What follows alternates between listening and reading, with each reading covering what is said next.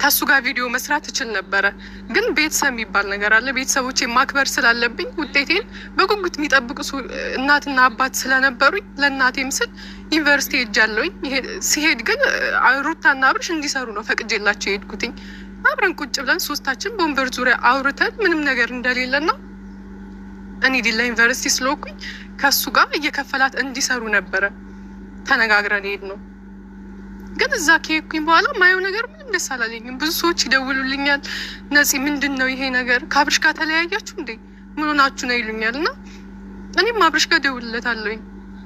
ምንድን ነው አብርሃም ይሄ ነገር ደስ አላለኝም፣ እንደዚህ አይነት ቪዲዮ ሰርተሃል እና ምንድን ነው? አረ ነፂ አታስቢ፣ ምንም አይፈጠርም ምናምን ይለኛል ማለት ነው።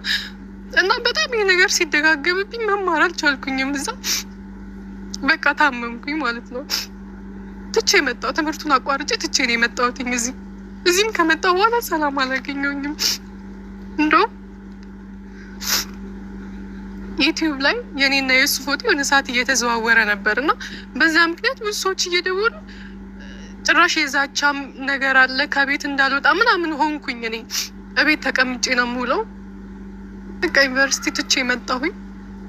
እዚህ ስመጣ ያለው ነገር ባሰ። በቃ ከዛ የባሰ ነበረ።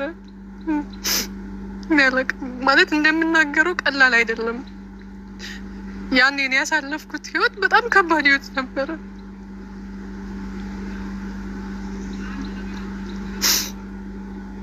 በቃ እዚህ መጣሁ። የሚያውቁኝ ሰዎች የሚያወሩኝ ነገር ትክክል አይደለም።